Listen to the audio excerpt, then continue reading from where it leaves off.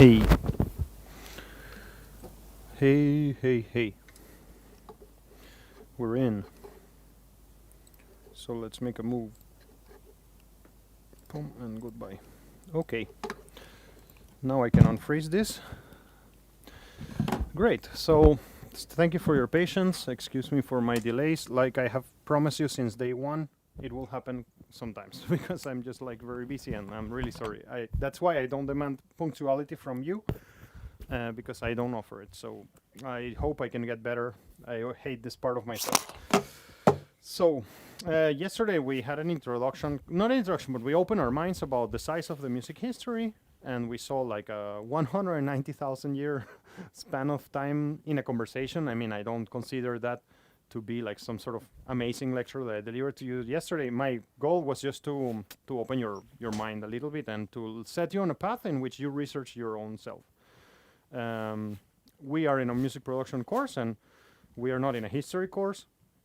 But like, I mean, these first three lectures for me and many of our lectures will be about opening your minds and getting out of the mindset of like, hey, I'm just a guy or a girl who makes music at home in some DAW, and to start, you know, entering into the arena of all that people that we admire and love, you know. And so, okay, today's lecture is called The World Before DAWs Part 2. So we continue the conversation that we had yesterday, but we're going to zoom in a time period that is kind of like 180 years only. You know, we just talked yesterday about 190,000 years, and today we're going to only talk about 180 years with a lot more detail, and to try to meditate about the implications that the changes we experience in the last 180 years will have. So I want you to identify the concept of technology cycle. We will talk about this. It's just like a formality, something interesting about it's something that you know already, but you will see it described in another way. I want you to also to identify the awesome size of the history of audio equipment, and describe the stages of recorded music. I want to describe the stages of recorded music history, like a focus on that. And I want to discuss the implications of technological changes across the ages or across time in general. So there is something in the world of technology that is called the technology life cycle. It's something very, you know, it's something that people used to use when they are meditating about when a technology starts and when it ends its life cycle. You know, for example, the iPod had a particular life cycle, right? Like, and then nobody cares about the iPod anymore, and same with disc players and also, I don't know, chariot horses, you know, like any technology in the world, it starts being used, it gets adopted, and then after a certain point, it's replaced by a new technology.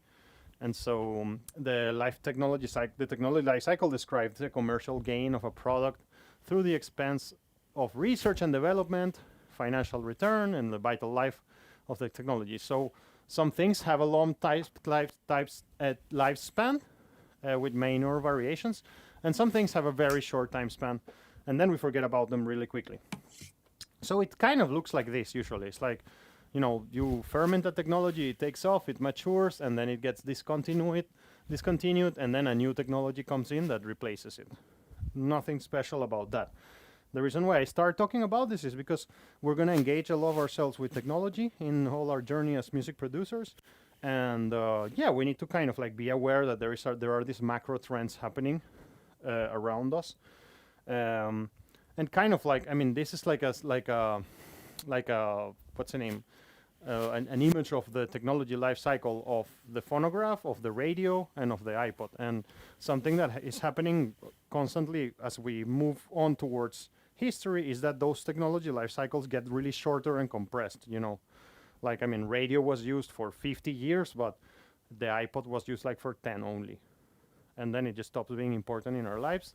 And so it's interesting that there are some technologies that experience that kind of steep curve and get obsolete very quickly. But on the other hand, there are things that are kind of timeless and that we use forever. And there is a really interesting example. Has any of you heard about MIDI? I guess all of you have heard about MIDI. So the MIDI protocol was written in 1984. It's a computer protocol, and it's exactly the same. We still use the same protocol. Nobody has found a need to improve it. I mean, there is a consortium trying to make MIDI 2.0, and they're trying to do it, but it's kind of like nobody needs it's like nobody needs that MIDI 2.0, or maybe some people need it and I'm not aware of this. But anyways, I mean, some things are like that and they stay timeless. A U97 microphone, you know, like that design was made in 1940s, you know, and kind of still the same today, and we don't replace it because we love it. But some technologies just disappear really quickly, and this has big effects on how people make music. And the main goal of this lecture, you will see it at the end, the very main goal of this lecture is to kind of show you that with the change of technology, we change how we think about music. And that's the kind of main goal. That, you know, like, it's sort of like, I mean, if I would obtain right now a suit that allows me to fly, you know, the way I would think about myself would considerably change. I mean, I will stop thinking that I'm a creature that, I don't know, that it's bound to the ground, and I'll start going to the roofs and checking out every single roof. And then I'll make like a new version of parkour or something that it was not possible until that suit I had. And if without that technology, that wouldn't have happened. And so sometimes there is a chicken and egg situation. It's like, what came first, the technology or the expression? I mean, an art form or something. And sometimes it's a bit of both. It's like there is an expression that asks for a technology to appear, and sometimes there is a technology that produces a new expression. The best example of that is something that I think maybe you have heard about, that is called hip hop. You know, is the best example of that. And today we're going to arrive to that point, and you would understand what I mean by that. So, all right, we're going to see this, the key dates for the art of recording sound. The pre-1800s, late 1800s, and we're going to see a bit like about the phonoautograph, the phonograph, and the shellac discs. And then we're going to focus on the 20th century, and we're going to discuss the radio and record wars, vinyls, LPs, vacuum tubes, electrical era, magnetic era, digital era. And, I mean, sorry, I didn't remove this. This was in my old version of this program, but supposedly today we will start that, but I don't think so. So if we look at the big map of things, you know, we were discussing yesterday the oral tradition. So we spoke about from 195,000 BC until 1,400 BC. That's our epoch zero. In the middle of that, I drop you a comet, right? And I asked, and killed everybody. And I also invited you to meditate about how to use music to write something as abstract as the death of 200 million people. Who knows how many billion people died in that moment. And then I brought you as well a little bit of a glimpse. I mean, the only thing that I think that matters that I told you yesterday is like Pythagoras is important. You should check it out. Music notation is older than what you think, because ancient Greece had music notation and ancient Persia had music notation too. And then you kind of oriented yourself that in around Italy in the 12th century is when formal music notation that you know right now appeared. You also learned yesterday where those our notes come from and what's the name of those notes, right? And these are pretty cool. You know, they call it in English party tricks. You know, it's like, you know where notes come from. And you can then surprise your friends in a party with that. But that's kind of not my main goal. My main goal is that just to take this info and make it a part of your life because this is your profession. So, okay, we saw music notation, and then we're going to focus on this, on the recording era, which it's kind of split in four big. This is really like, if you study this professionally and go deep in the rabbit hole, you will see that people that are analyzing this story usually separate it in four big epochs. The acoustic era, the electrical era, the magnetic era, and the digital era. So I bet that you didn't know that the digital era started so early. Maybe you did know, but the digital era kind of starts on the 70s. The magnetic era is in between 45 and 75. Really short. The electric era is in between 1910s and 1945, and the acoustic era in between 1877 and 1925, roughly. So today we focus on Epoch 2, which is recorded music, and from 1887 till today. So if we're gonna make a kind of a timeline of our key dates, and I'm going a bit further back than 1887, but if we're gonna make in this slide, if we're gonna make a timeline of our key dates, we need to see these things. 1640, there is a guy called Marin Mersenne who made the first experiments to determine the speed of sound. Around 1660, there's a guy called Robert Boyle from the UK, who's pretty much of a genius, and he proved that in order for sound to exist, there has to be air, present. And you will see today how that was proven. I'll show you that experiment. It's really cool. Then there's a guy called Wallace Clement Sabine. These are kind of like key players of the history of sound and theory of sound. It's kind of the first person who was like, if I put something there, the bass frequencies in a room sound different. So maybe we can do some acoustic treatment. And he made the first acoustic treatment work for Harvard's Folk Art Museum. And he was the first person to measure reverberation time. Also laid the foundation for architectural acoustics, and he designed the Boston Symphonic Hall. Pretty cool dude. And we would need to think about the guy called Emil Berliner, which invented the first microphone. And well, around 1877, there comes the first recording devices, Western Electric Integrated System, the magnetic tape, and we arrive to the digital era. There is something I'm going to do right now, because there is a person who I'm going to bother you for millions of hours about this, because this is, in my opinion, really is one of the most important persons that ever lived. And I didn't put it on that list, and that's an error, and I need to correct that error right now. And that person is Joseph Fourier. Like, I mean, this is really the most important person that ever lived, and we will talk about him so much. So Joseph Fourier was a person who understood that complex waveforms can be separated into simple waveforms. And this is why you can do everything you do nowadays. Absolutely everything you do is connected to Joseph Fourier, and we will really talk a lot about him. But I think that he deserves a space in this list, so I'm gonna put something for now, because in the future I will use this presentation. So I guess Joseph Fourier falls around here. So I'm just gonna put him there, and then later I'll correct that, because that man deserves our attention from day one. And later you will see that we will discuss very carefully what he did and why he was so important, but I don't want to forget to put him there. So let me just see the date here that would be relevant. Yeah, he's a crazy genius, man. Like, this guy is just a monster. So, no. Let me just write the word transformation here, the Fourier transformation. That's what we will study later. And I mean, I guess that this thing dates history. Yeah, like around 1822. So that's cool. And I want to put here.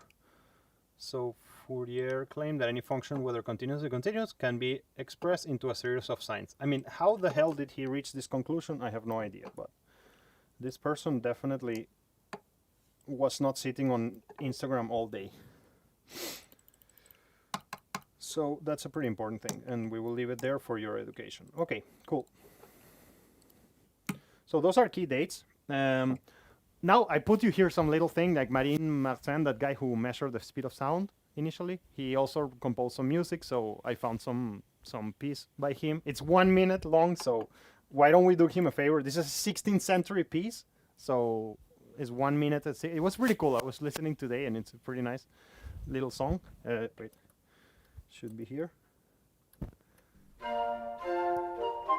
So the guy who measured the speed of sound first, he was like, yeah, let's measure the speed of sound. So it's pretty cool little song. Anyways, it's not our goal to hear this, but yeah, it's his composition. That's pretty cool.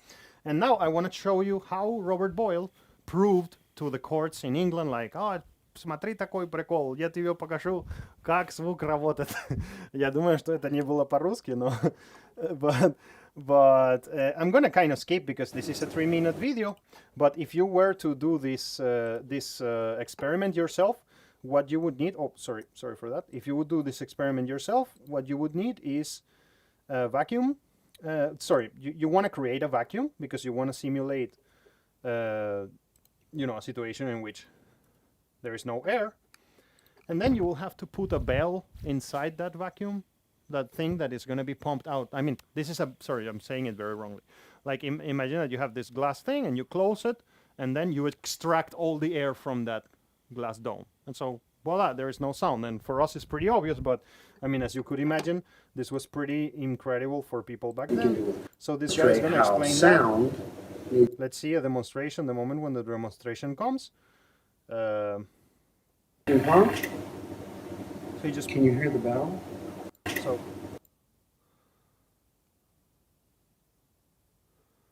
Come on, friend. Do that before I turn off the vacuum pump. Turn off the vacuum pump. I guess that it was a bit earlier where we can hear like clearly the bell. I know how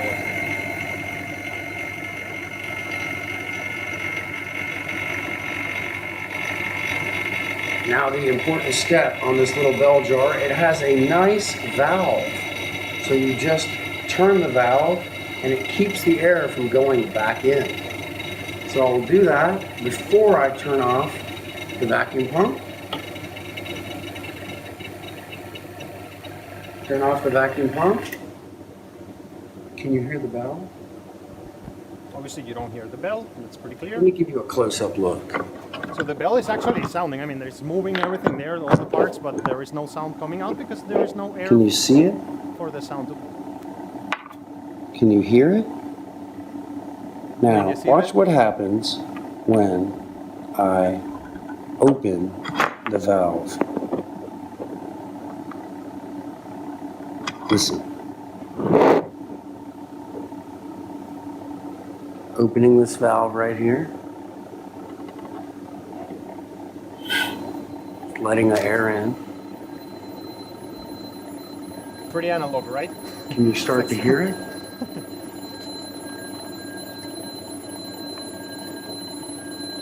So I guess that in the future I would love to try to make that experiments in like here in the school, but anyways.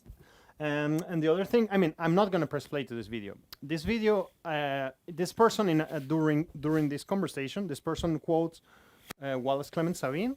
The reason why I put this here is because this is a person who is like, imagine in Berkeley University in the United States, he teaches acoustics, and so he discusses kind of like what is he thinking when he's gonna prepare a room or something. I mean, again, I put these things in the presentations because I expect that maybe some of you can watch them later or check them out or be interested. So it's there. I'm not going to play this now because it's not what I want to focus on. And we also spoke about a guy called Emil Berliner. He designed the first microphone ever. And also he made kind of like his own version of the gramophone. So you're going to hear a recording with his device. This recording was done in 1890. So it's kind of like very old recording situation here.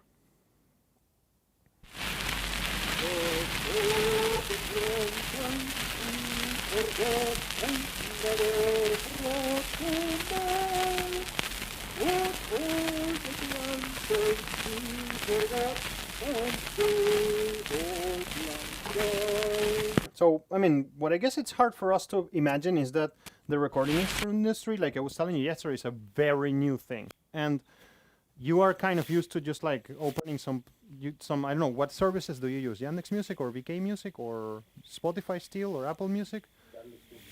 Yandex. So, Zverzvuk. Zverzvuk. I mean, we are all used to just like opening any app and just like playing a song.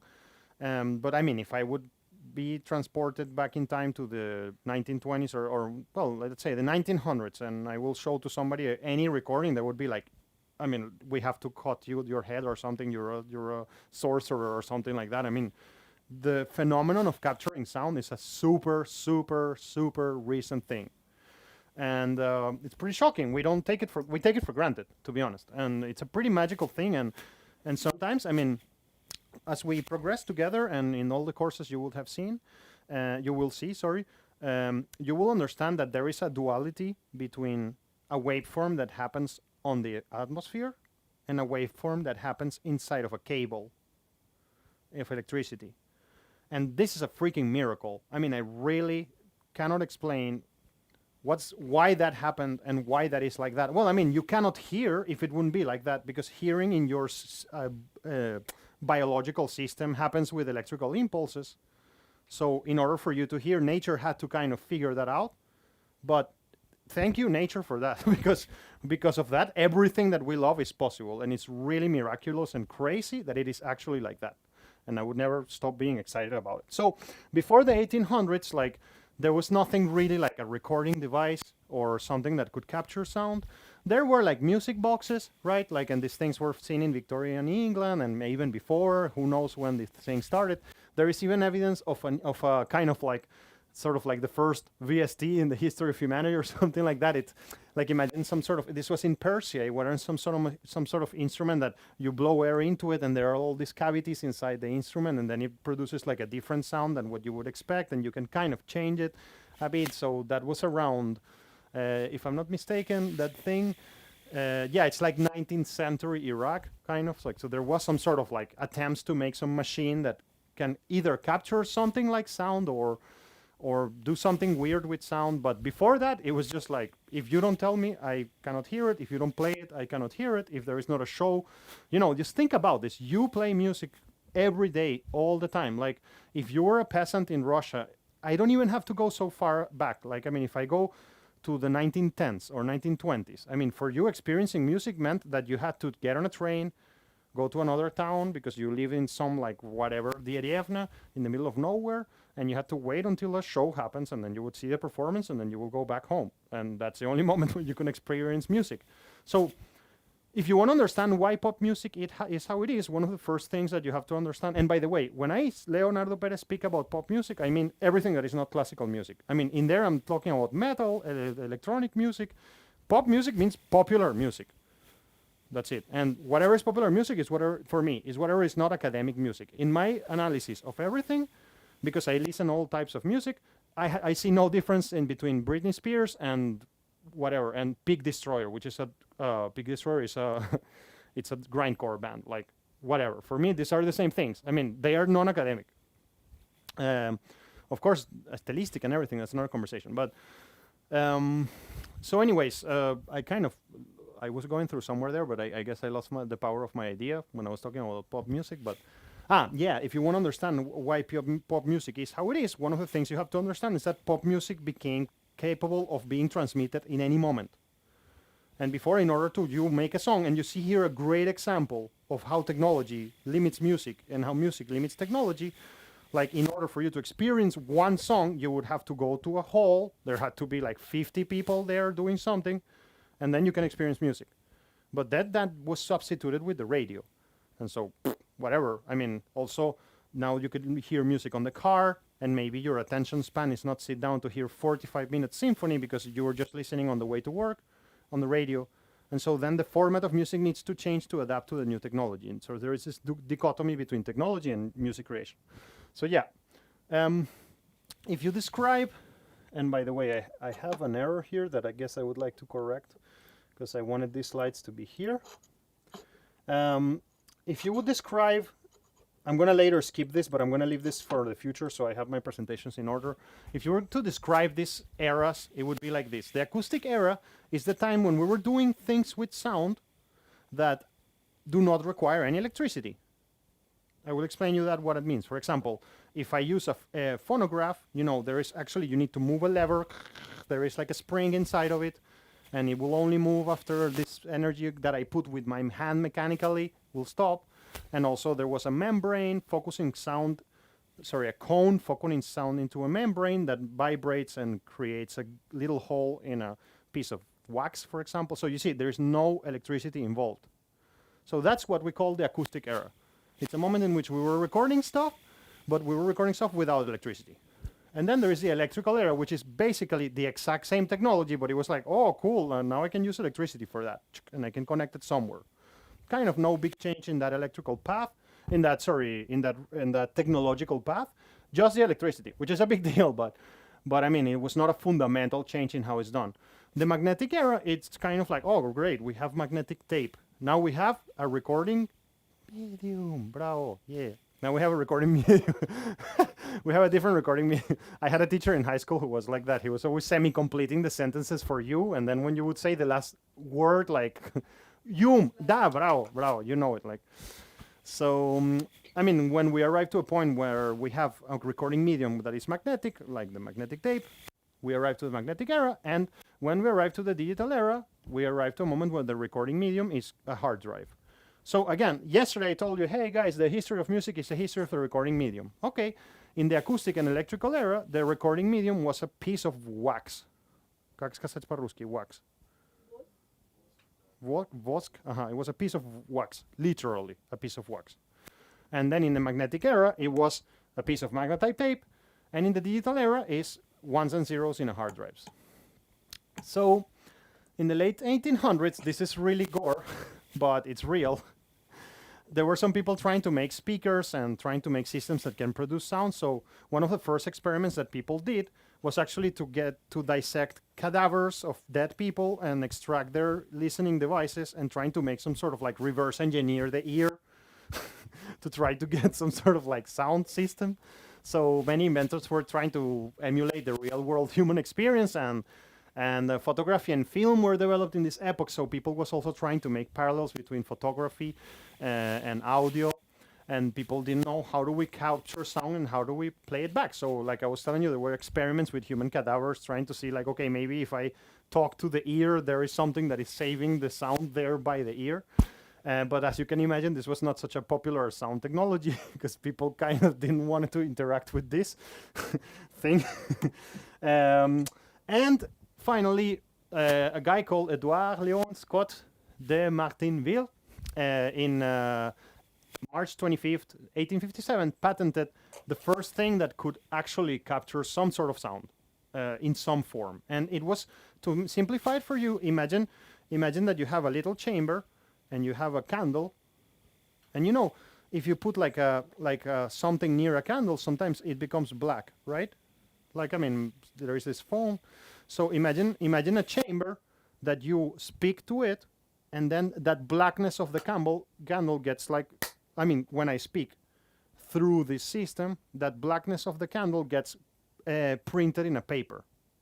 And so I kind of like took a photo of the waveform by using the I don't know what is the name of this even in English, like the debris that comes from the Copit, by using that as a way of printing sound. So this thing that you see on the side, it's actually like the first image that was done of a waveform of sound. And actually some engineers in 2008, they scanned this thing and reversed engineer it, and they were able to extract sound from this image.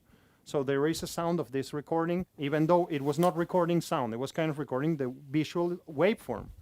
So this thing is called a phonoautograph. So I mean, you couldn't make music with this. You couldn't record anything with this. It's just like if you're going to study if you're going to pay attention to the history of the creation of music technology, this would be in the list because it was an important part. Now, the phonograph came a bit later, and this is something that you maybe have seen already and have ideas or imagination about it. So you see, there was a little mechanical lever here that I start pulling, and this makes this wax cylinder spin.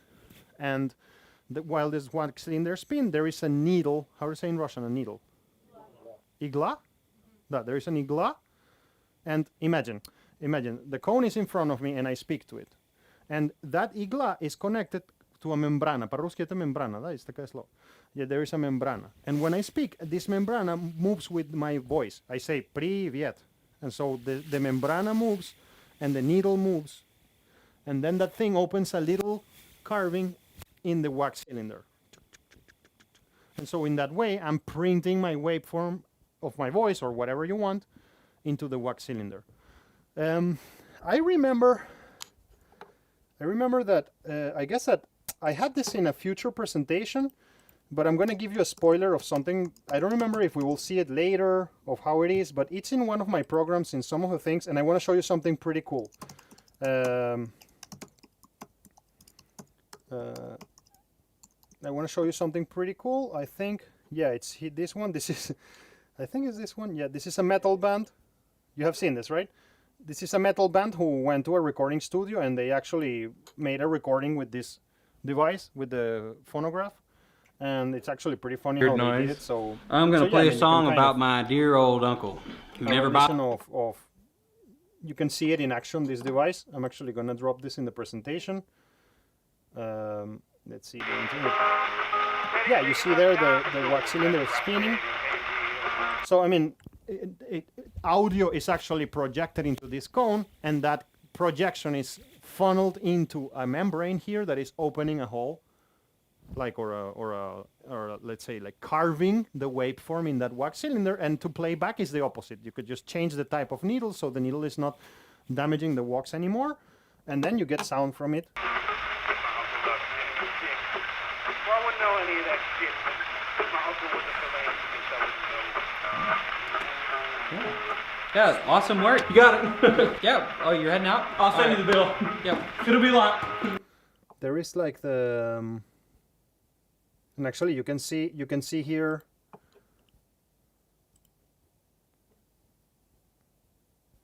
I just want to see where this goes.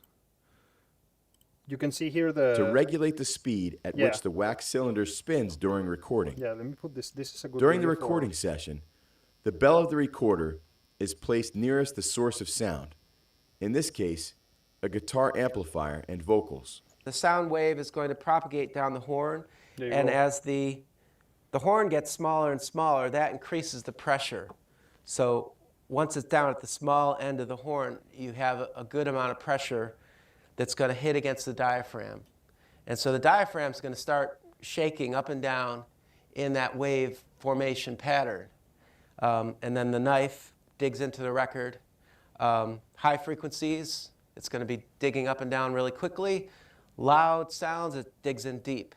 Gerald Faber served as recording. So that's pretty cool, and we have an idea how that works. Let me just drop this here, because I kind of had it from before. And that principle that you have seen there, of like a membrane pushing something and opening a hole in some material, is the same principle of how a vinyl record works. You know, exactly the same thing. So vinyl records, basically, it was a change of recording medium, right?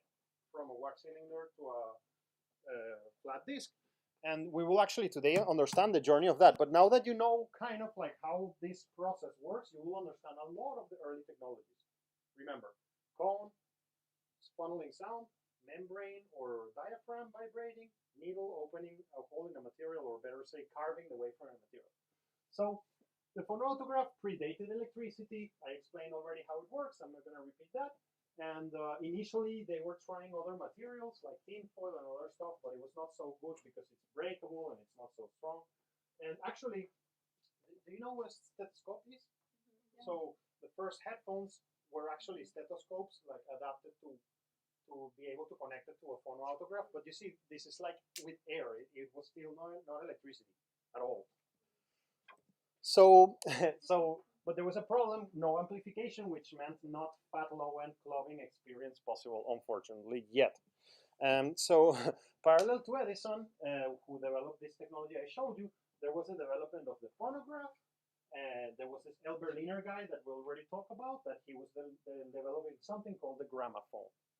So, both work with the same principle. The principle that I told you, like audio, funnel, membrane, opening a hole.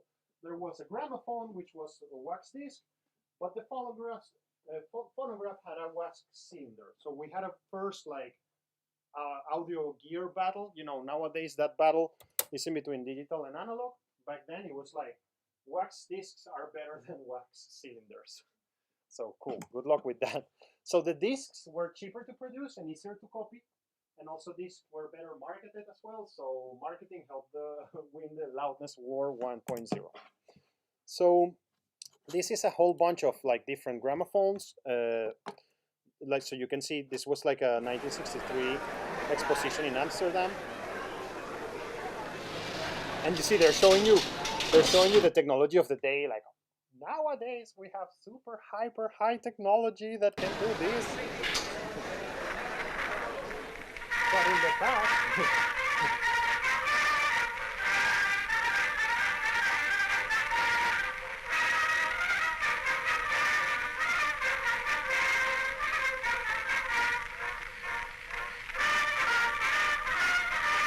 dude had a seat collection there, and you see the wax cylinder. So these were his records, right? Like each one is 4 minutes long. Right? So. And also, as you can imagine, a wax cylinder occupies more space. I mean, you can stack up on the record.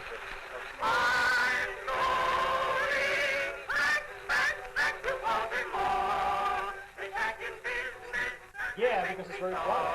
Yeah, it's very quiet. And this one is like more a portable one, like a little one, kind of. And we see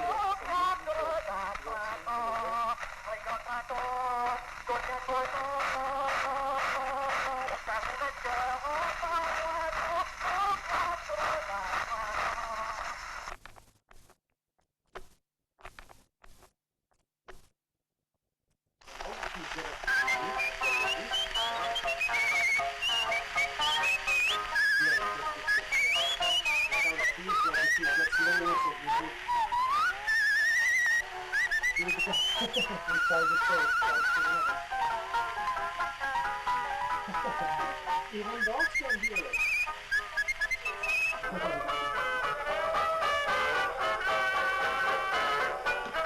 So well, I mean, this was our old way of doing this, and then we arrived to, oh, I don't know why this was so cool like that.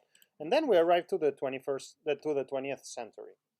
So when we arrived to the 20th century, we now start having well, I mean, we still have using basically shellac discs. This was called the old material, and nowadays you call it vinyl because the material changed.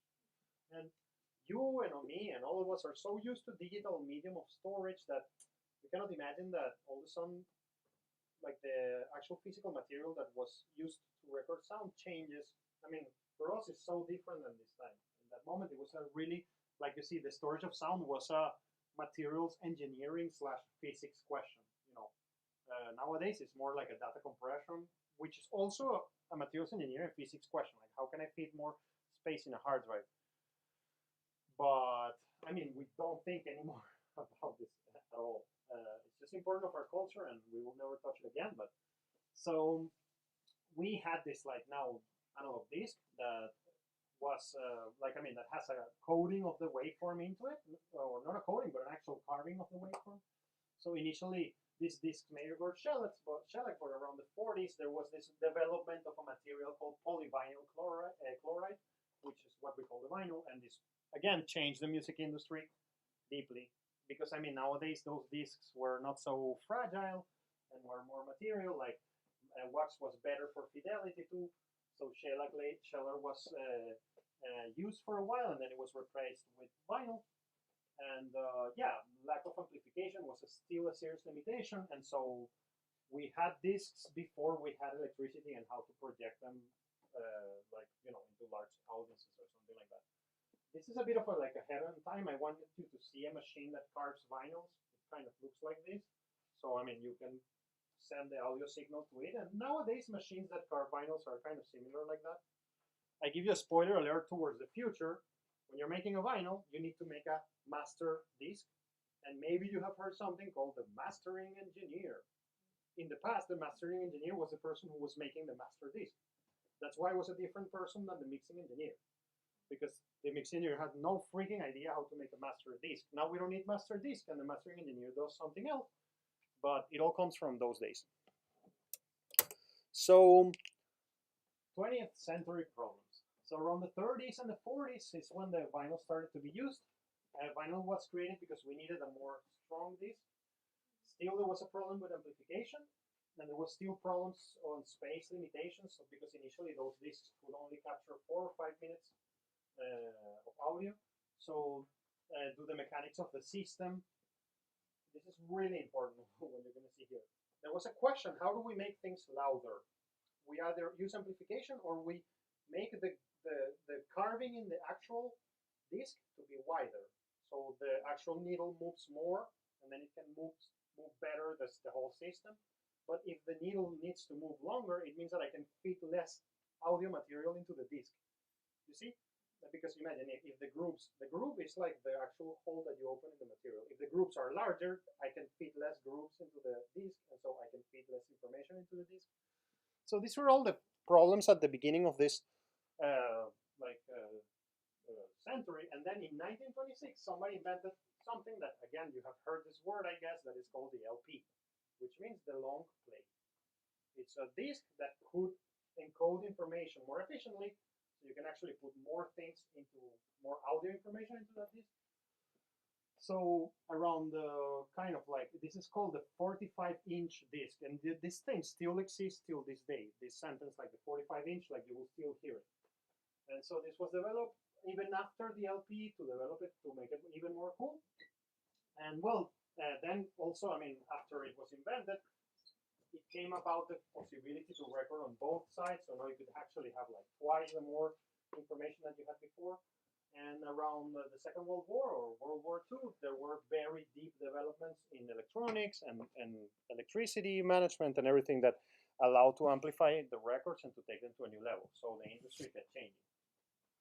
And around in 1904, there was an invention that later became super important, which is the vacuum tube. We will one day kind of understand how vacuum tubes work. We will have an idea of that. But basically, vacuum tubes allow you to have a small signal and then run that signal through the vacuum tube and then get a larger signal after that. So, ta-da, you can amplify things, finally. And that was really important because now you could also code more information into these because you didn't need the groups to be so large, right? So, I mean, the whole narrative of this lecture is like, hey, check out how story affects, how the development of technology affects how we make music. And so the vacuum tube had many, many big implications, and we will not like focus so much on this, but it's part of our narrative. This is kind of like a video on how vacuum tubes work. I don't think that it's kind of like needed for us to talk about this today. It's there for your interest. I give you like a hint so you have an idea. Imagine that this is a vacuum tube, and inside of it, I have like a ray of energy running through it. Thus, that energy in the form of electrons. And then I blast another signal inside. And that signal kind of gets fatter with those electrons that are flowing inside of it. So I have like an input point and an output point. So I have a signal coming in, and inside of this, I have a blast of electrons moving in this direction, actually. So I get the signal coming inside, and then the signal, because it's all electromagnetism, the signal kind of eats a bit of those electrons, and it remains in its own shape. It doesn't change. It's like when I become fatter, I'm still Leo, but I'm like fat Leo or something, like, but you're still see like, oh, look, that's Leo, but fat. Like, so, I mean, something similar to that happens to a signal when you run it through a vacuum tube. It's like, oh, look, that's the same signal, but it's fatter. You know, it preserves its pattern, and it just gets added some more electrons so it can be amplified, so it's more energetic. So, because in the end, a speaker, it's kind of like needs energy to be moving air. So the more energy you can send to that speaker, the more air you can move, the louder it can be. But that also means that you're going to have to amplify the signal without changing its shape. But because if I imagine that when I become fat, my hair turns golden or something. It's like, and then I don't know, my face changes, and then it would be like, oh, is that Leo really? So if the system is bad, then the signal that you're trying to amplify will not sound like the original system. So that was a challenge, right? And the vacuum tube solved that problem. And you can always come here and see how it kind of works.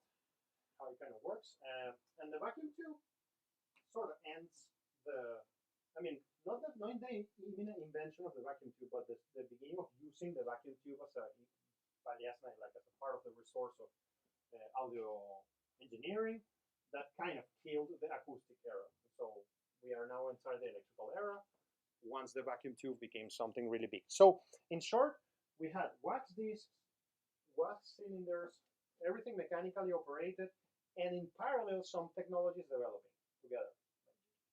Vacuum tubes, the LP becoming better, and all of that. And then all of this coalesced whenever electricity became a really easy thing to use and move, and then boom, we are in a new era of sound, the electrical era. And thanks to this, I mean, before microphones were objects that were not electrified, thanks to this, I mean, and actually, obviously, microphones were invented for the telephone industry. Like, I mean, most of the things you will see that are things that we use nowadays to make music, they were developed for something else. And then somebody was like, oh, what if I grab this thing? And then we use it to record a guitar or something. So development of the microphone starts in 1861, but around 1916 is when we start having condenser microphones. We will understand what a condenser mic is as we progress, and all of that. There is a word that I will use a lot that I want you to feel, which is the word transducer. Have you ever heard this word before? No?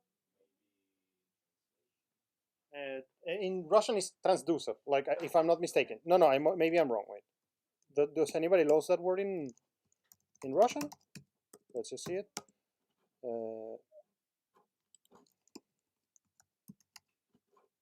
In Russian is. Преобразователь. Oh, sorry, I just love to use this thing. Преобразователь. And if you click it again, Преобразователь. in Yandex, it's like if you click it again, he says it super slow, like preобразователь.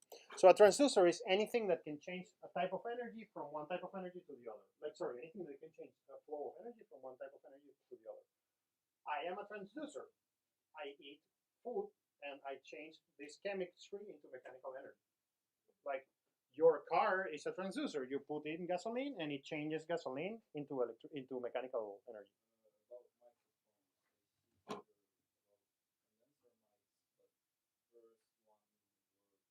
Sure, but I'm not claiming that the first mic, you see, like the development of microphones started in 1861, and I'm telling you, like in 1916, we have condenser mic.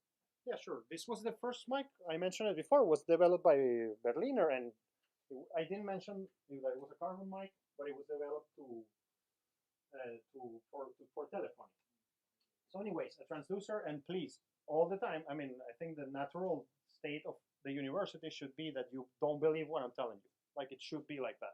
And then you're always like, no, that's wrong, and we can have a debate. Like, I love that. Like, we should always do it. So a transducer changes any type of electricity and any type of energy from one type to the other, and a microphone is a transducer because it changes acoustic energy into electricity. So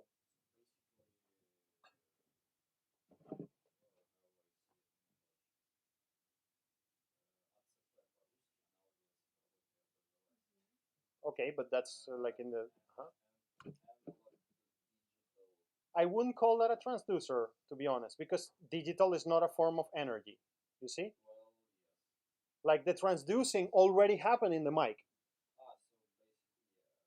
What you're doing is coding information.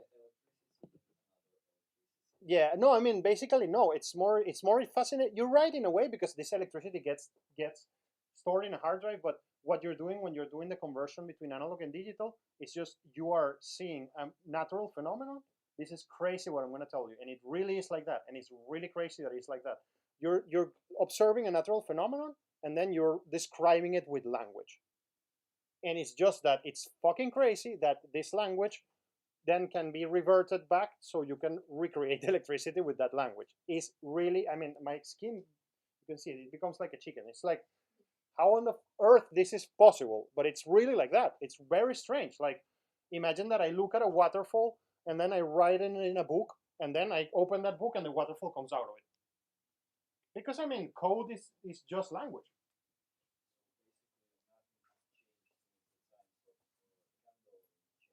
Yeah, something like that. But I mean, I hope that you can feel the power of this sentence, and that's why I can teach this and think about this for decades, and I don't get tired about this. It's like, wow, I mean, this is really strange. It's really strange. What I just told you, imagine that I can describe a waterfall, and then I open a book, and I mean, what I'm doing when I'm sampling a signal into digital is just like I'm describing it in ones and zeros. And then it happens that I can record this. Anyways, thank you, God, or whatever, the universe, for that. So, all right. By the way, I put you here some funny fact that in 1665, there is a guy called Robert Hooke. This is before our story, but it's kind of like a precursor to microphone. He demonstrated this thing that nowadays we call the lover's telephone. It's like when you grab two in English, it's called like that. When you grab two plastic cups or whatever, cardboard cups and cans, and then you connect a little line between them and you speak and the other person hears you. Like, that was demonstrated in the 1665. And as you can imagine, like, this thing in 1665 was like, wow, like this guy, man, like he created some technology. And around 1861, there was something called the race telephone. Kind of like that's considered to be the race telephone. That's considered to be the first proto telephone that was ever made. Like Berliner kind of made it more into the format that we know today. And by 1877, we already had microphones inside phones, like being used as a telephone. And the first time a microphone was used to transmit a radio show, like a concert, it was in 1910. So I don't know, imagine the excitement back then, like, oh my God, I'm in San Francisco and I'm listening to somebody playing in New York, you know. We see it cynically today, but it was a miracle back then. And yeah, and around 1916 is when microphones appear, condenser mics, and that's great. So in this story, it's just like the whole program of the university has changed a bit. And before, you didn't have this lecture that you have now called Audio Electronics y Progress Book that you had today, the first one, I think, with Ilya. So in the past, I used to explain at this point, like all the types of microphones. I don't feel so much, let me see how much time do I have. I don't feel so much like doing this because this will be done by Ilya properly, right? And I don't feel that it's in the scope of my lecture. So my lecture we should end at 4:50 because we're adding 20 minutes. We have... Yep.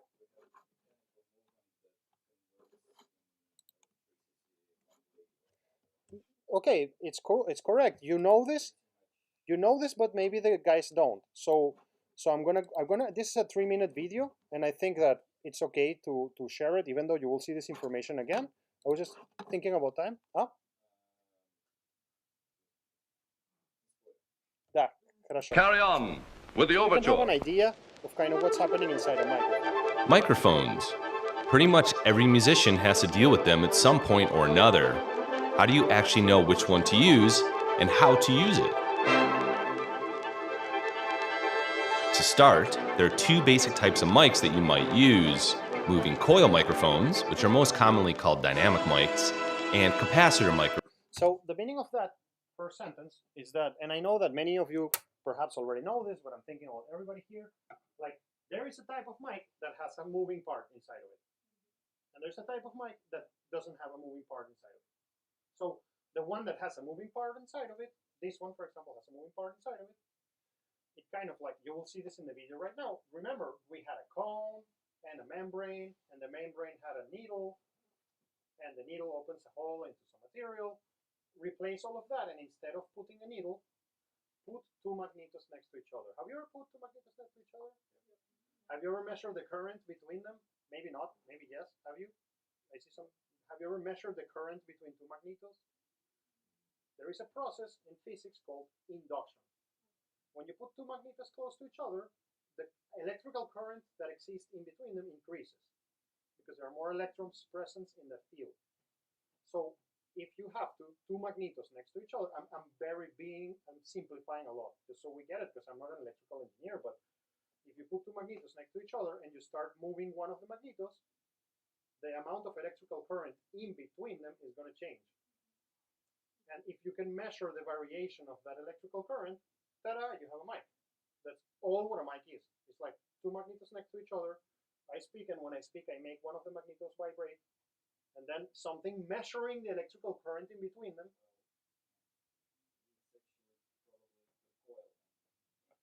Sure. I mean, I said that I'm simplifying. Sorry? The coil transmits a differential and electricity. Yeah, sure. Anyways, thanks. I appreciate all the comments. So this movement and the change of electricity, of electrical current, just produces a change in current that you can use to represent the signal. Microphones, which are most commonly known as condensers.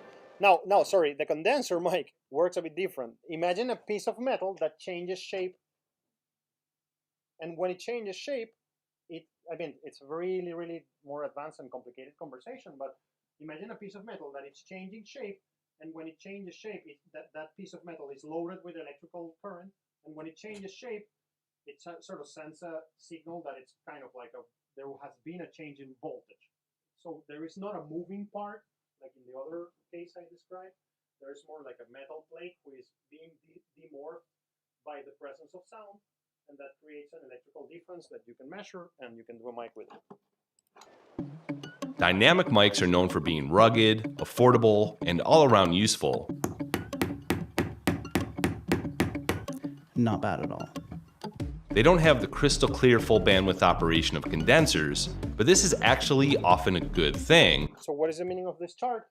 Because a dynamic microphone has a moving part, it's not so sensitive as a microphone that doesn't have moving parts, because it's slower, because it needs to move to produce sound.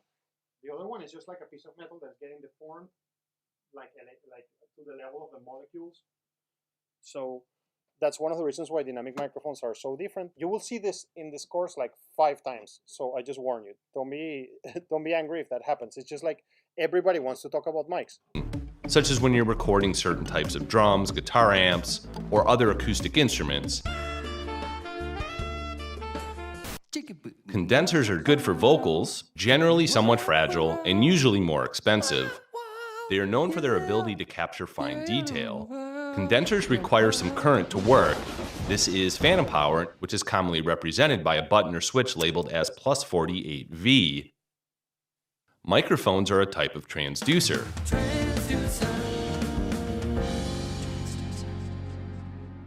A transducer is something that converts energy from one form to another. In this case, they're taking sound waves and turning them into electrical energy. 1 2 1 2. Check check. Though different mics work in slightly different ways, they all have a diaphragm. The diaphragm is a thin piece of material, often mylar or some form of metal, and often even gold-plated in the case of condensers. When sound strikes the diaphragm, it causes it to vibrate, and this passes energy through the rest of the microphone's components. These vibrations are converted to an electrical current, which becomes the audio signal your interface uses to capture and play back a sound. Generally speaking, smaller diaphragms are more sensitive and react faster than do large diaphragms, so large diaphragm mics are often better for voice and vocals, since they don't pick up as much annoying lip and mouth sounds. Microphones have a directionality, commonly referred to as their polar pattern. Make sure your mic is pointed in the right direction. Most small diaphragms... With this is enough for now. Basically, there are 2 main types of microphones, and there's a lot more to that. But all you need to know at this stage where you are is like, hey, some of them are more sensitive than others, and that's because some of them have moving parts and others don't. Like, that's a good place to start with mics, and then we will absolutely go super deep into this. If you see all, like, I mean, kind of like a comprehensive list of the type of microphones, there is moving coil, capacitor, ribbon, piezo, electret, carbon, and copper. In DTH Studios, we have copper mics, we have piezo mics, we have ribbons, capacitors, moving coils. We don't have carbon. This is a carbon mic, by the way, in here. And electret microphones are usually made of like a clay or something that is flat. And there are amazing microphones done with that technology. It's just a different type of technology. So, of course, after the Second World War, people were bombing the hell out of each other, and in order to bomb the hell out of each other, they had to create a lot of electronics and components, unfortunately for humanity, but wars kind of help progress technological developments. I wish it would not be like that, but better electronics meant that more tools became available, and so they increases in the fidelity in the recording media, push the market to produce tools that can also, I mean, because now we could record in better places, so now let's make better audio gear to record in better, when I meant places, I meant mediums, in recording mediums.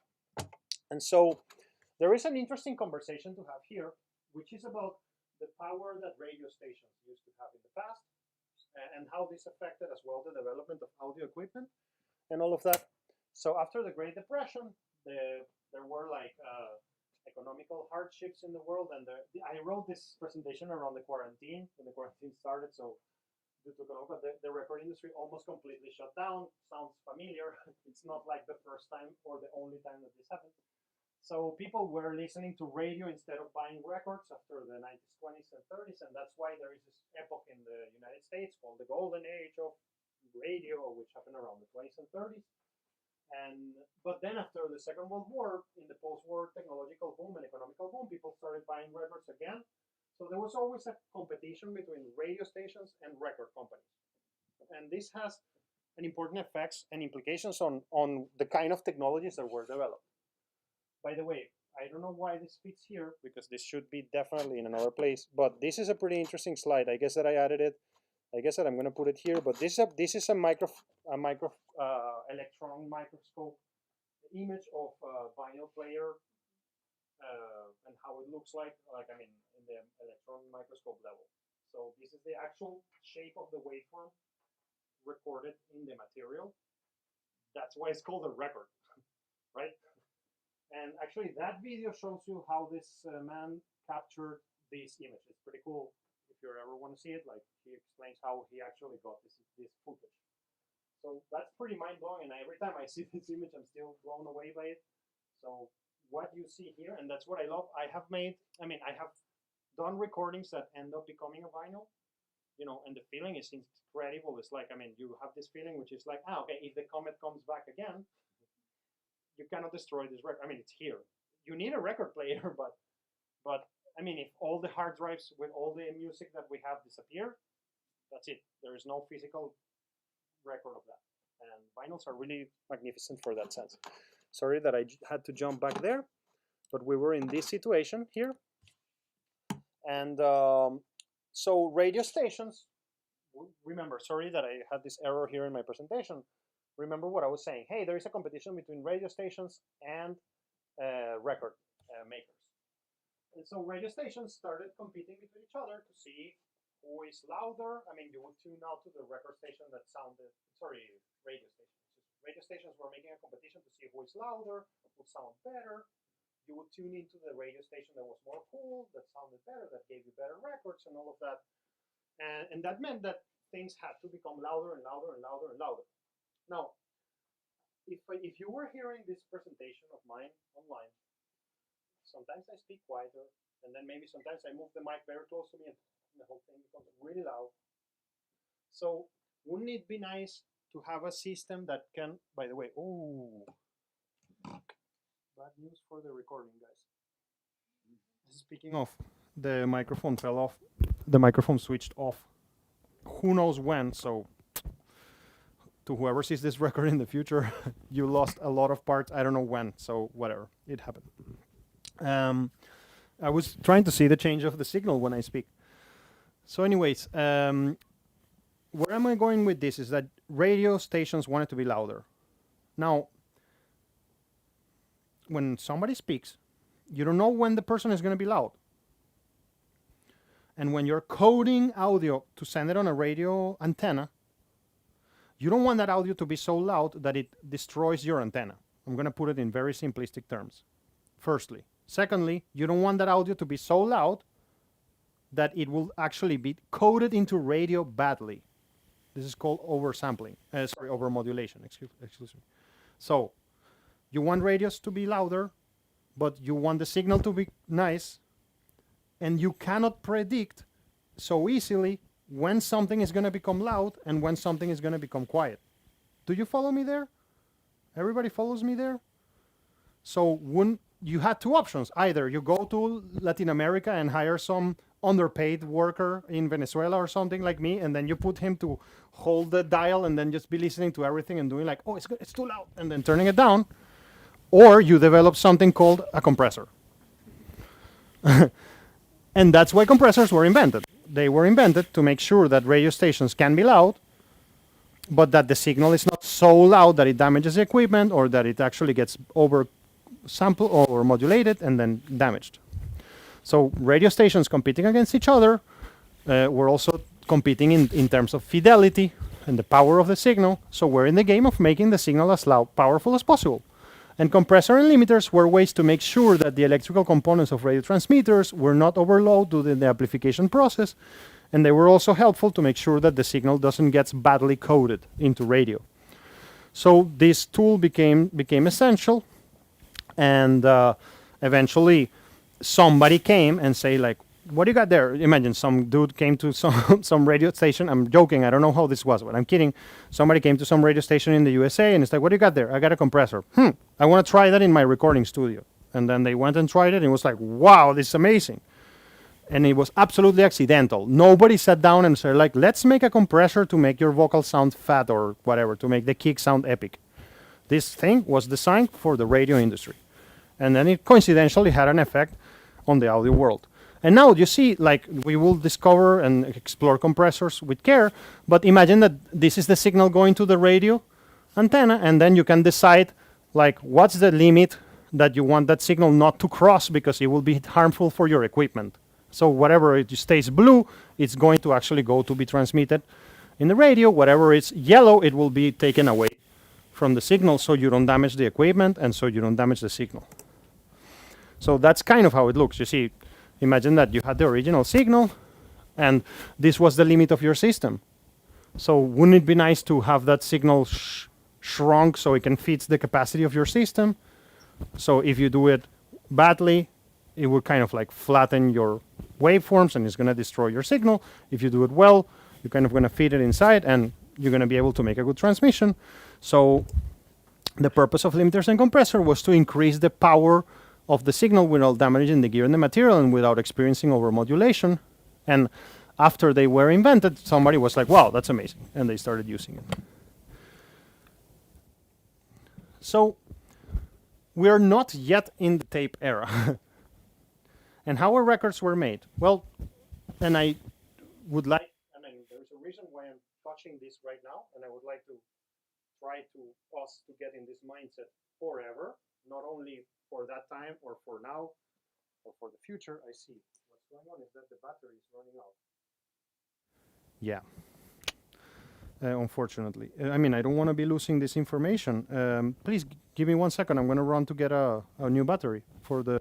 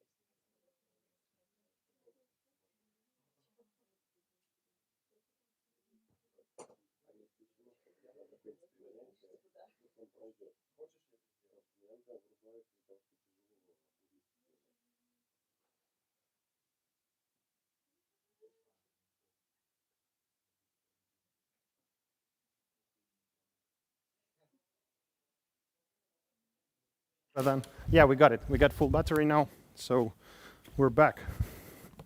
All right, so I want you to get in this mindset from now. How do you make a good record? Well, play like a god, you know, play great. So how do you make records before tape? Play great, put everybody in a live room and put one microphone there. In this case, I mean, this image is terrible, but this microphone is there or whatever. Play it all live in front of a horn before microphones or in front of a mic. And then get a guy to cut the groups into a record live. That's kind of how those machines were looking. So imagine, you see nowadays, you sort of like go to a place, record something, and then that stays in a hard drive. And then in that moment, it was like the record was made there and that was it. There is no mixing, mastering, anything else. That was a record. Congratulations, you have a record. And actually, you see the engineers were all like built in suits and stuff. It was like some sort of hyper-technological, scientific thing. Like you need to calibrate all of these and then profit. I mean, after you did this, profit. So after all of this moment comes the Second and the First World Wars. Well, the First and the Second World Wars. And in that moment, I mean, by World War I and II, the industry of the records was very different to what it is now, obviously.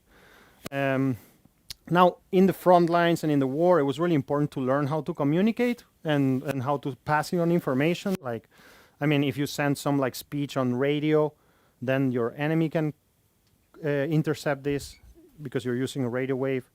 So there was a need for creating things that can actually be sent to the front lines that had audio, so you can send audio messages like we do nowadays. But vinyl discs were terrible for this. I mean, just try to imagine just going into some trench with some vinyl disc and some explosion happening, and then you lost the very important message from the prime minister or something.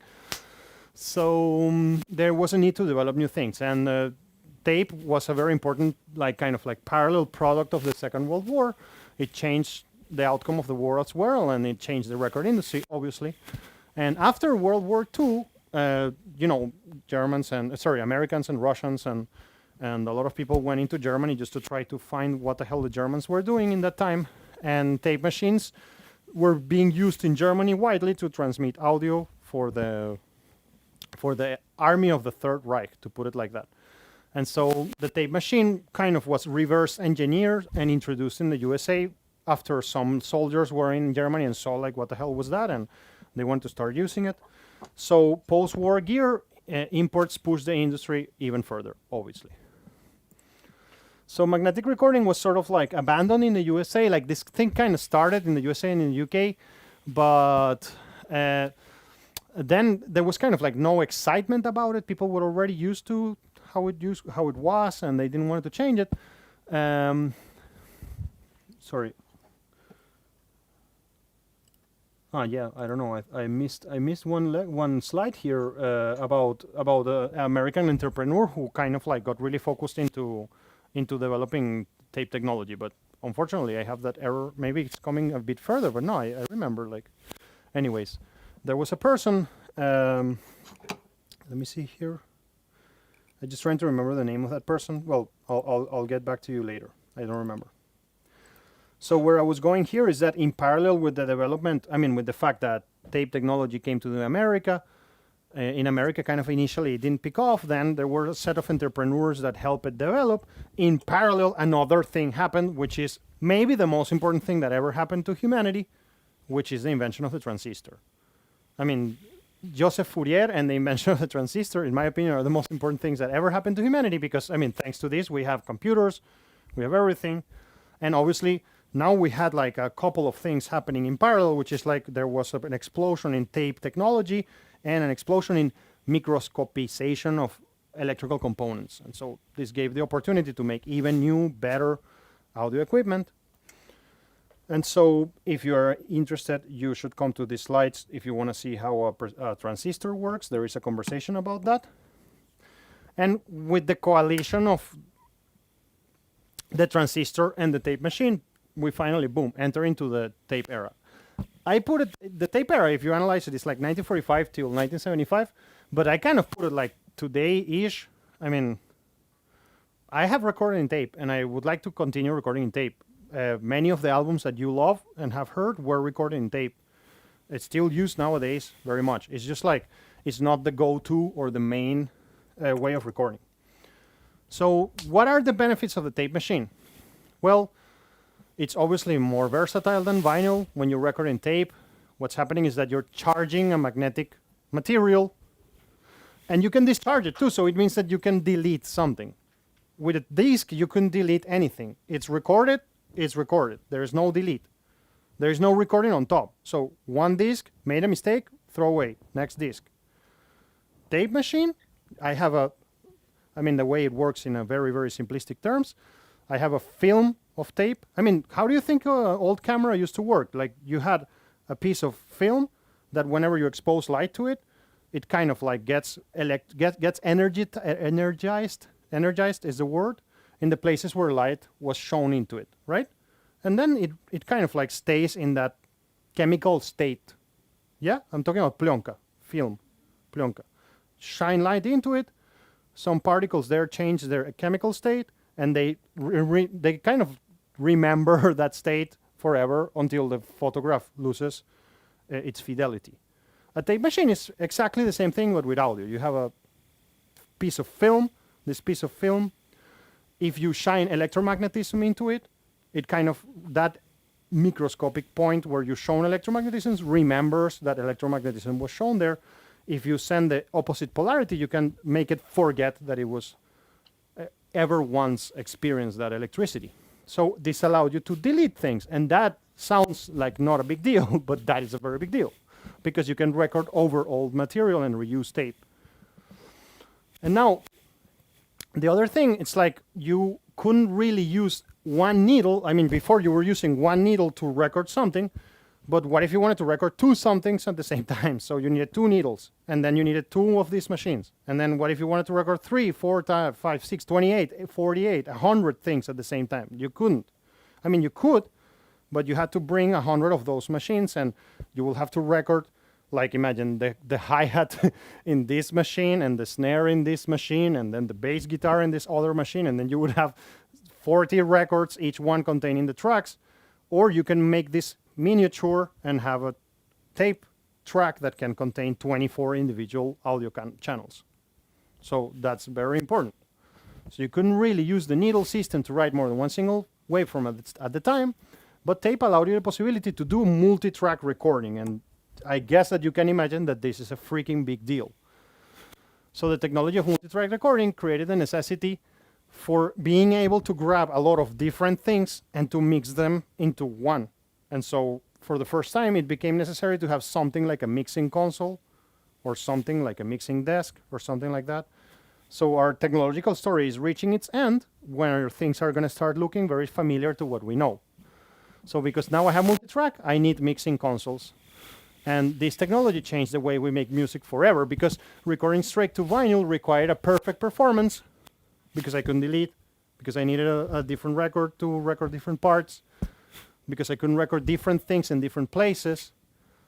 And I couldn't have like a post-recording situation. I couldn't just like grab a vinyl and record on top of it something else. It was it. That was it. It was super linear. You couldn't just like go and add something later. And it just, my whole point of this lecture is like, imagine what is the effects on that, on the type of music we make.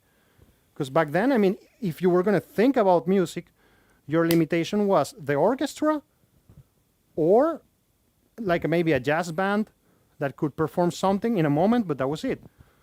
There was no possibility of going back and forth, up and down. It was linear. Nowadays, we write music and we think about music. When you think about music, you think in this like super three-dimensional vision.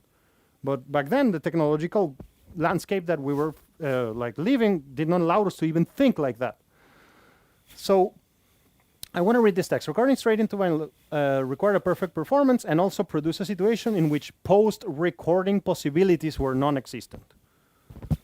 This made the whole world of production limited to what you will be able to do in the live room recording in the studio in one single moment. No hip-hop there. It was very expensive to make a mistake, and that had other consequences. These are tape machines of the time. That's Truder J37. There's a really cool wave simulation of this tape machine. The Otari MX80. And so, by the way, this is going to be really cool, and I really want you to see this video. It's really short. We are going to see how a tape that is magnetized looks like. It's a pretty cool thing. And I promise you, we're almost at the end of the lecture. I know it's a bit heavy, too much information, but I just wanted to get out of this introduction as quickly as possible. Inside this box is a really interesting little gadget that I want to show you today. This is a magnetic tape viewer. With this, you can actually see the audio that's recorded on a tape. I'll demonstrate how it works with this 1/4-inch tape.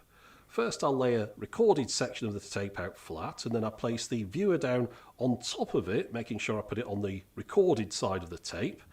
And within a couple of seconds, the pattern of the audio that's on the tape appears in the window. So what's happening is, like, imagine a waveform. Like, imagine a waveform. You're used to seeing waveforms laterally, like this, in your computer. Imagine that you're looking at it from above. And then you're looking something like this. Like closer to you, further from you. So this is kind of like a bird's eye view of the waveform from above. And, well, you'll see what you can imagine, this is not the easiest thing to shoot. So I've had to break out the macro lens for this video, but let's take one more look at that.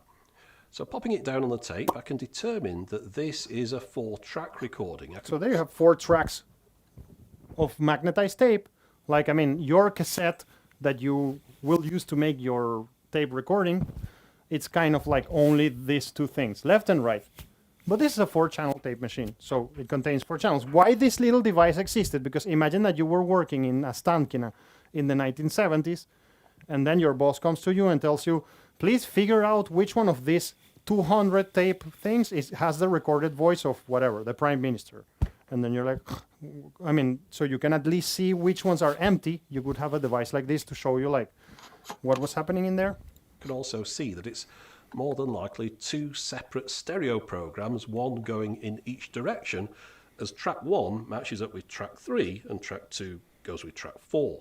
Now you might be wondering how much audio in time we're looking at here. How long would it take to play that section of tape? Well, you probably aren't wondering that, but I'm going to tell you anyway. So this tape is on a 7-inch reel, which is 4 tracks, so most commonly recorded at a speed of 7.5 or 3.75 inches per second. Or in the case of my reel-to-reel, that's listed in metric as... I think we don't care so much about this right now. ...across, which means that that's approximately I want to show a you third of a second that's visible in the window. This is another one. Look. Something loud enough to show up clearly. This is an 8-track, right? Like 1, 2, 3, 4, 5, 6, 7, 8. And I mean, I have recorded into 24-track tape, so it's kind of like this thick kind of thing, and it carries 24 tracks of audio inside. Just about make out here all of the 8 tracks on this tape. So I mean, pretty cool. That's pretty sweet. Nice. So, I used to, sorry that I'm kind of updating as we speak, but I used to have here another slide. I just like have many versions, and maybe I lost. I'm not in the newest one. I want to put it back there because it's pretty interesting. Editing with tape. I remember. Yeah, this is the one. I used to, like in some newer version of this presentation, I added this, and I think it's a pretty cool thing, so you can watch it. Editing with tape. So you can have an idea of how it was like. I mean, if you had like, let's say there was some performance done in Tokyo, and then the same band went to New York, and they recorded in 2 separate studios, and then it's like you wanted to use the prepiev recorded in Tokyo, but the couplet recorded in New York. Like, how would you do that with tape? So I'm going to show you a bit of an idea of kind of how it works. Like I've transferred 2 different... I'm the type of... My school of engineering, I mean, when I went to study sound engineering in England, like, I was the first digital-only kind of batch of students, unfortunately. Like, everybody who came before me, they know how to edit in tape, and they learned that. My brother works in Steinberg nowadays. He's a big inspiration for me. I mentioned it to you in the presentation, in the introduction. My brother knows how to edit with tape. He actually did it a lot when he was working in studios. But it kind of looks like takes from my multi-track session to my 2-track machine. I'm going to edit from take 5 to take 6 on the second bar of the re-intro. So he's going to make a choice. He's like, okay, I want to use this. I'm going to skip a beat. Watch the meters and listen for the attack of the beat. He's looking at the kick you see in the meters, like, oh, that's the moment. Mark the exact center of the reproduce head with a grease pencil. And all your words from your DAW, they come like a marker, a razor. You know, these are all things that are, because the DAW is just like a abstraction of the tape machine, really. So okay, I made a marker there, and so play the tape once more across the desired edit point. Let me just skip a bit. So, okay, he found the edit point. He's really happy. He's going to look at his marker there that he made. And it's like, oh, yeah, here's the marker. And then he will take Place the edit mark in the center of the 45-degree angle and cut the tape with one smooth motion. On 2-inch machines, I use a steeper angle, usually 15 or 30 degrees. So now this is like, imagine this tape reel contains take 1 that he wants to use, like the prepiev, and now he wants to grab the couplet from another reel that was recording in New York. So first he's going to put this white thing there that is going to replace the old tape. So the other reel, you see, like, so the other reel can continue working. You see there is like a non-dummy tape there that has no audio sound. So he's going to pack it.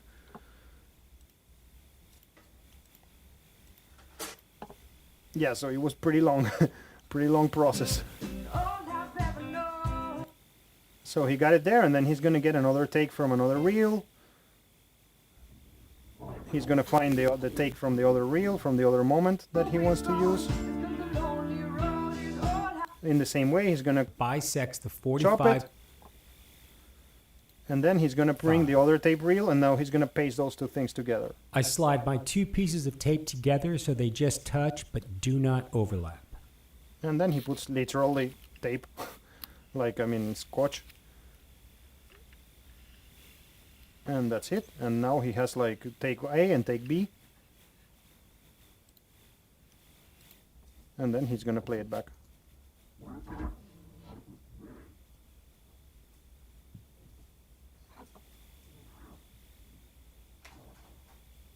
And you will see the moment when the edit passes here, it's like it looks like. You will see like.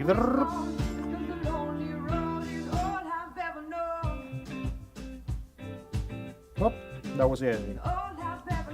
Nobody noticed. Great. So that's how it was. And now this is the end of the class, and I just want to tell you something historical. You know, I'm personally, some people are really like heavy Beatles fans and are going crazy for the Beatles. I kind of course, I give them their super respect in the music history. It's amazing what they did. I'm not particularly a Beatles freak, but anyways, you gotta give them some credit. And we need to talk something about the Beatles in this point. So in 1967, we were using tape machines. However, the Beatles are attributed to push multi-track recording to a new level, because most multi-track tape recorders in that time were 8-track tape recorders. So in the production of the album Revolver, they were like, what if we bring 4 of those tape machines and put them together, and we make a 24-track system? And so they did. And so in the sessions of the Beatles, they brought several tape machines and they synchronized them and did all the science that you need to do to record all of that into a master tape. And from those days came a production of a song called Tomorrow Never Knows that you may know. It's a very famous song by the Beatles that is kind of considered one of the first songs in which the multi-track nature of the recording expanded the song to another level that was not possible without that technology. Have you ever heard this song? Who has never heard this song before? Never. Like Beatles, Tomorrow Never Knows. Let's start with the actual song, and then we will hear. The song is amazing. Actually, I had a band in Caracas that was covering the song. It's such a good song, and I'm gonna get a copyright strike in YouTube for using this, but whatever.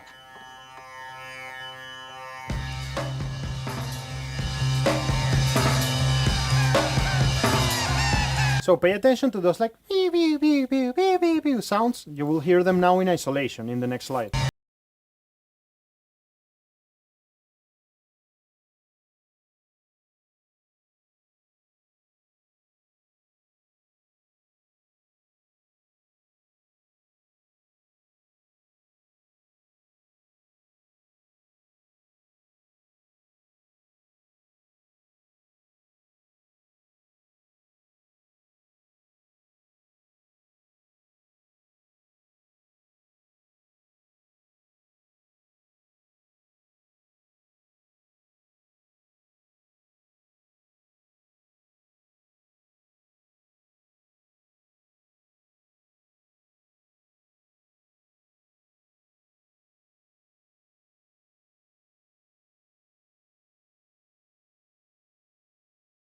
Let's move on and hear this. Check this out.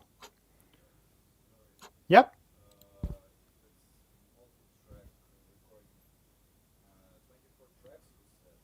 Yeah.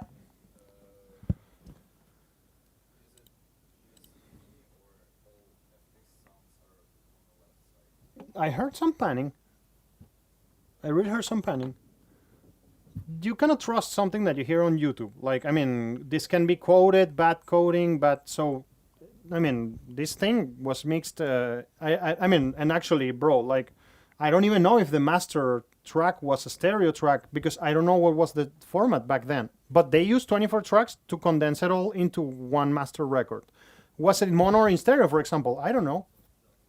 But there were a lot of those. That's the whole point. There were a lot of double tracks. And I mean, nowadays, you take it for granted that you can just grab something from like your grandma speaking in Dacha and then put it here and then record a dog and put it here. And like this thing kind of started in 1967. And I found the isolated tracks. So they're pretty cool. And it was on Revolver Then, of course, we have the track Tomorrow Never Knows, which was this is the producer? A great innovation. That's me in my Tibetan Book of the Dead period. And the expression Tomorrow Never Knows was another of Ringo's. So I gave it a throwaway title because I was a bit self-conscious about the lyrics of Tomorrow Never Knows. So I took one of Ringo's malapropisms, which was like Hard Day's Night, and sort of to take the edge off the heavy philosophical lyrics. These are them talking about the song. John had this song which was all on the chord of C, which in our minds was okay, like Indian music's all on one chord. It's a perfectly good idea. I was wondering how George Martin was going to take it, because it was a bit of a radical departure, you know. At least we'd had 3 chords, and maybe a change for the middle 8 even, you know. Suddenly this was just John just strumming on C rather earnestly, and, you know, lay down your mind existence.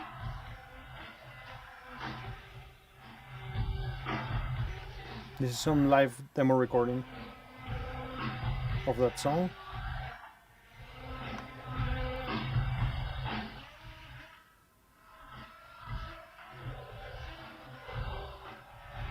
That's Mick Jagger, by the way.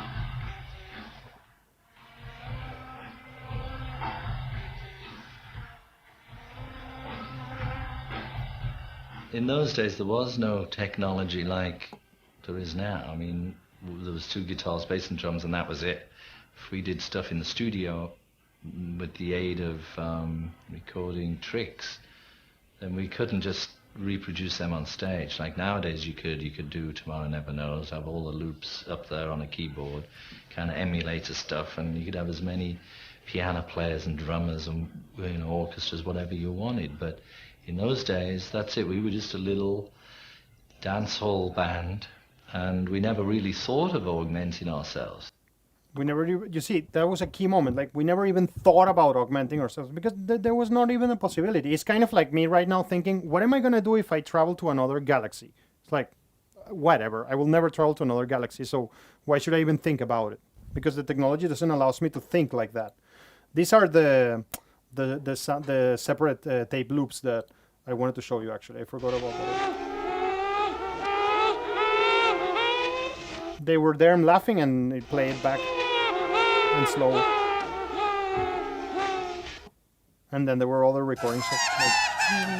That's the original and the modified one.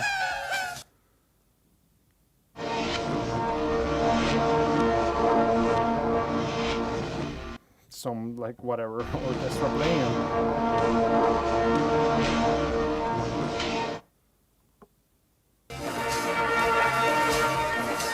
So they speed it up and reversed it or something like that.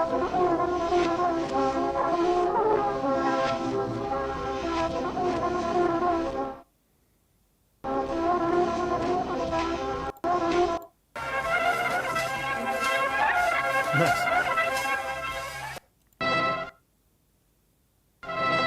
Anyways, this is there for you. This is there for you there. So yeah, I kind of went overboard. There is a person, I'm about to end, there is a person called Robert Fripp. There's a person called Robert Fripp that he is, I mean, he's really such an important person in the history of contemporary music. He, luckily for us, he's still alive. He's a guitarist of a band called King Crimson. And he's still alive. And actually, I'm so excited. Like, he's right now doing live guitar lessons on YouTube. Like, he's just like, I mean, he's a super famous, wealthy millionaire guy. And he does this, like, let's learn how to do some scales. And he's like 80 or something right now. And he's still super into this. And actually, like, yesterday, I was like at 1 a.m. I was like, yeah, Robert Fripp is live, hooray. And Robert Fripp in 1970s, he made the first guitar looper. Kind of like, I mean, it was like a tape machine-based guitar looper. And I'm going to put this video here. And because the reason why I'm talking to you about this is I want to share with you one of my favorite records ever made. Let me just put this here as an extra thing. Robert Fripp. It's called, it has a funny name, this thing. Insert video. Frippatronics. It's called like that. I think it's yeah, Frippatronics. He kind of like designed this with some electric engineer back in the day. And he made a record called Let the Power Fall by Robert Fripp. And it's really, I mean, for me, it's by far one of my favorite things ever done in music. It's kind of like this. You will hear it's like, it's an album just made with a guitar and in this looper. So it was done in '83, yeah. So this kind of grows up. I mean, he starts with one loop and then builds a whole thing like.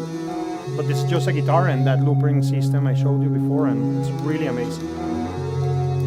So I really recommend you one day to check it out. I'll put this record on the LMS if you want to hear it.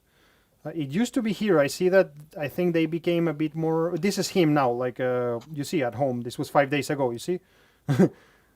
Hello guys. Like yeah. Get them up. Yeah. Because that's how I learned. Take this simple. Yeah, and it's just like getting guitar lessons like for free. And yeah, I was doing this exercise last night. Metronome at 96. So C, etc. You get the point. Pretty cool. So I'll share with you Let the Power Fall. I put it in MMS. You know what I'm talking about now. And yeah, thanks a lot. That was today. Next week we will start making music. Like hooray! Finally. So you have an idea of what we're gonna do on Monday. I don't know. If I change my plan, please excuse me. But at the moment, what I have conceived for Monday is this. In the past, I used to take you guys and we used to go straight into the 410 and we will play music like with real instruments there. And we will all make it improvised and we will create music on the moment. Lessons used to be 3 hours. Now they're 1.5. So I want to do a bit of pre-production of our jamming session. I don't want to arrive to the jamming session just like, who's going to play what are we going to play? Because we only have 1.5 hours. So next week here on Monday, I think what we're going to do is that we're going to kind of write a proto song together that later we will go there and perform together. So we already know what we're going to perform and who is going to perform what, okay? And that would be the beginning of the journey of making the project of the tape recording, okay? So thank you very much. And I hope that was useful. And yeah.